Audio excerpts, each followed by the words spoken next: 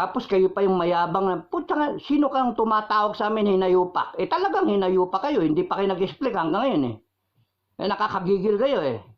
Magkasta pa kayong mayabang, wala kayong ano, ang pupuntahan nyo talaga, down the drain, down the drain. Malapit na akong maniwala na cancer na yan eh, no? Malapit na akong maniwala walang kapag-asang maayos yan. Kaya pagka, konti na lang, kita nyo yung bagyong dadating sa inyong lahat. Babagyuhin kayo. Hindi lang ano category 5 eh. Tapos kayo, bonus. Oh, explica nyo, may bonus ba kayo? Wala. Pinaghatian nyo ba yung 2 billion? Question mark. Pinaghatian nyo ba yung 2 billion? Because you have been silent. No one, not even one, bothered to explain. Sino nga nagde-destabilize? Tao ba? Eh kayo gago gumawa ng sistema. Kayo yung nag-maintain ng sistema. You walked into it, ha? Yung mga bagong congressman tsaka senador, you walked into it, sinabi, ayan, meron ganito, bigyan nga ng pera, 2 million. Ito mga kababayan, magiinit ang ulo mo pag narinig mo ng buo ang video na ito. Masira ang araw mo sa ginagawang kabalastugan sa loob ng Kongreso. Bago natin ituloy ang video na ito, kung bago ka lang sa aking YouTube channel baka pwede makahingi ng like at subscribe at click mo na rin ang notification bell para updated ka sa aking nilalabas na bagong video. Salamat po. Now, kung sa tingin nyo mali yung haka-haka o mali yung sinasabi ng mga tao, napakasimple. Huwag nyong bibirahin yung mga tao. Because right ng mga taong bayan, right namin, right, na dahil sa kami ang pinanggalingan ng kapangyarihan ninyo, dahil sa kami ang nagboto sa inyo, ang nagluklok dyan sa inyo, na yung sweldo ninyo galing din sa taxes, no? Kami, kung kinakailangan namin kumita, trabaho kami, walang ya kayo. Ha? Hinayupak talaga eh. Kaya nga hinayupak eh. Tapos kayo pa yung mayabang na, puta nga, sino kang tumatawag sa amin hinayupak? Eh talagang hinayupak kayo, hindi pa kayo nag-explain hanggang ngayon eh. Eh nakakagigil kayo eh. Magkasta pa kayong mayabang, wala kayong ano, ang pupuntahan nyo talaga, down the drain, down the drain. Nakakainit kayo ng ulo. Eh magpapasko na, init ng ulo, nakakainit kayo ng ulo talaga. Sipin nyo. Wala nag-explain eh. O di sige, sabihin nyo, tignan nyo yung ginawa ng isang congressman. No. Nag-certify siya, may resibo. Di gawin ng ganun ang gawin nyo. Senators, lahat kayo mag-clear, certify, resibo, pakita nyo sa tao. Pakita nyo, open your books. Pakita nyo sa COA, let COA be the ones to say na, okay to, may resibo, kompleto. Pero wag nyo kukurapin yung COA. Yan ang hirap eh, yung perception sa inyo, korap eh. Babayaran nyo yung COA. Yun yung ang problema dito eh. Alam nyo, malapit na akong maniwala na cancer na yan eh, no? Malapit na akong maniwala walang kapag-asang maayos yan. Kaya pagka, konti na lang, kita nyo yung bagyong dadating sa inyong lahat. Babagyuhin kayo. Hindi lang category 5 eh. Because, uusigin kayo. Kung hindi kayong mausig ng konsensya nyo, uusigin kayo ng taong bayan. That is a promise, no? Pinapalipas lang namin yung Pasko. Gusto lang namin masaya kami. Wala pa kaming Noche Buena. Hayop kayo. Tapos kayo, bonus. Oh, explica nyo, may bonus ba kayo? Wala. Pinaghatian nyo ba yung 2 billion? Question mark. Pinaghatian nyo ba yung 2 billion? Because you have been silent.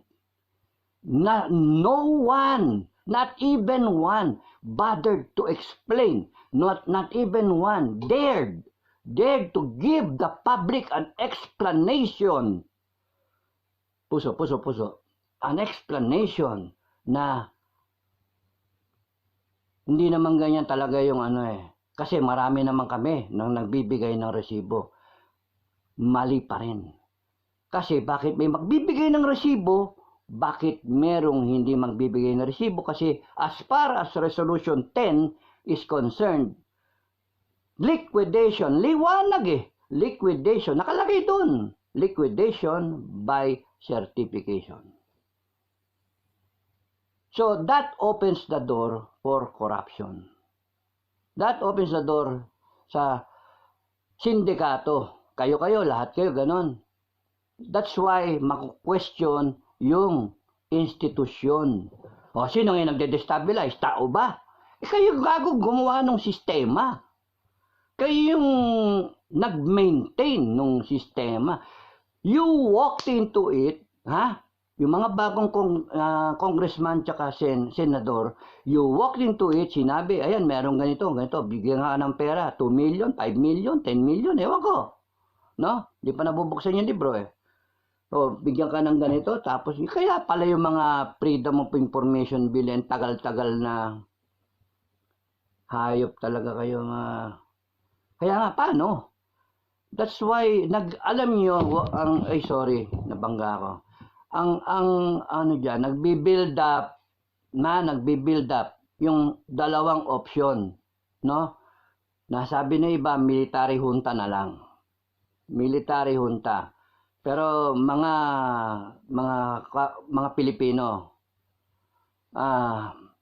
ang military junta, hindi tayo sigurado sa pwedeng madulot ng pagka-military nakaupo. Kasi it's a group of people na panay general siguro. Kasi syempre, sino gusto may colonel dyan, may captain, may teniente. Hindi, panay general yan, mga bossing eh. Panay commander, probably. 4-star, 3-star, 3-star, major service commander, area commander. Siguro kung lalagyan nila sibilan, sunod-sunuran lang yung sibilan, military junta nga eh. And then, hawak nila lahat. Tapos nga, baka makurap eh. Yun yung problem. Yun yung problem. May 3 nga doon na mayor doon sa Senado noon na they had a chance to stop it. Kahit sila mismo nag-object, pero hindi nag-object.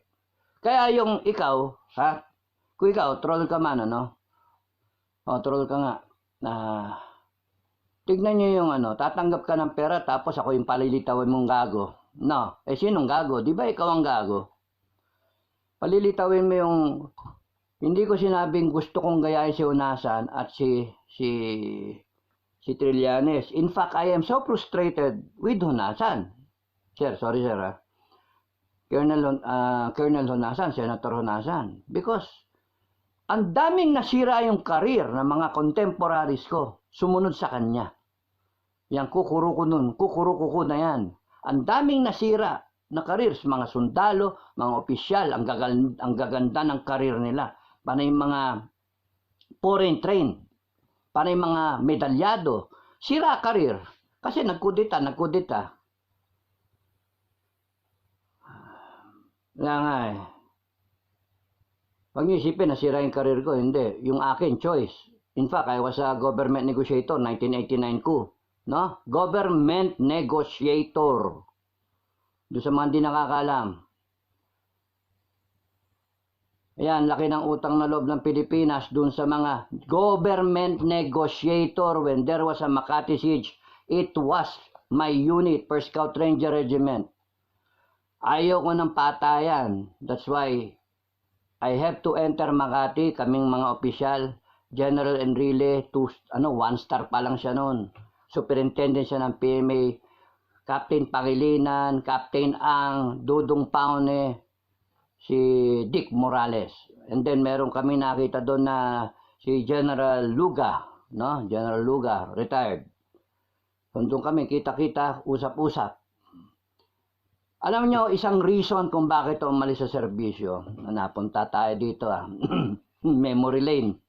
Isang reason kaya ako umalis sa serbisyo, because government, the Cory government, did not hold true to their promise, their part of the agreed, excuse me, na mga pointers kung bakit babalik na lang sa barracks yung mga ranger. Walang makukulong. Si Colonel Galvez lang ikukulong. Hanip yan. Hindi didisband ng Ranger Regiment. Hindi tatapon sa Mindanao yung mga sundalo. Anong ginawa pagkatapos? Tinaya ko yung pangalan ko. I gave my word of honor na pang-usapan nato, parang nag-blood compact tayo. Ano nangyari? The moment they gave up their positions, sila Danny Lim, sila Abe Purganan, tsaka yung mga ibang opisyal, ayoko na sabihin, baka may endorse si Galvez nandyan, bumalik sa barracks, tapos nun, pagdating doon, kulong lahat. Tapos doon, in a few days, January, nung sumunod na taon, 1990, dinisband ng Ranger Regiment. Government did not pursue yung kung ano yung napag-usapan. Kaya nga, nung 2004, nung Trillanes gusto kong pumunta doon. Gusto ko lang sabihin, doon sa usapan nila doon, sa Oakwood, gusto kong puntahan. I-video ninyo. Kasi, wala Pagka hindi naka-video, walang katibayan Kung ano yung pinag-usapan, naka-closed door. So sa amin, sa Intercon, yung usapan namin, pati yung mga namatay na sundalo, bibigyan ng benefits yung pamilya. Wala Kaya nga nung nag-file ako ng resignation, 1995 kay General Enrile, sinabi ko lahat yun sa kanya. Pinamukha ko kay General Enrile lahat sa kanya yun. Di bali sir, nag-chief of staff ka naman at the expense of the Ranger Regiment. Kaya sabi sa akin, gago. Nag-resign ako. Nagalit ako talaga kasi sabi ko, mali yan. When the Cory government gave their word. Kasi ang usapan nun, anything but Cory Aquino. Yun yung parameters namin. Anything but Cory Aquino. Anything under the sun. Gusto mong bigyan sila ng pera, pwede. Magbibigay ang gobyerno ng pera. Sige, happy forever in the beach, in the sun. Yan, ganyan kayo. Pera. 1 million. Pwede. Anything under the sun nga okay, tapos nun, ang mga lumitaw, benefits, hindi disband ng Ranger Regiment, walang makulong, aako lang si Colonel Galvez, yung class 71.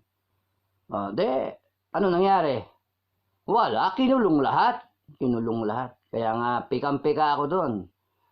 Pag-negotiate ng gobyerno, ginamit ako ng gobyerno para makapasok doon sa Makati kasi kilala ko ng mga tao doon.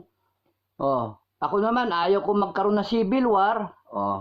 Ngayon, sa inyo, na nagsasabi ng military junta, hindi siguro pwede yung pwede, ibig sabihin, pwede military junta kung gugustuhin ninyo, pero baka pagsisihan ninyo. Kasi pagka ang military ang nakaupo dyan at hindi mo maiwasan, makurap yung mga general, kasi nga sa dahil ng pera, yung mga politiko nga natin nakukurap So, kung nagustuhan mo ang ganitong video, huwag kalimutan ang magkomento kung ano ang saloobin mo. Salamat po.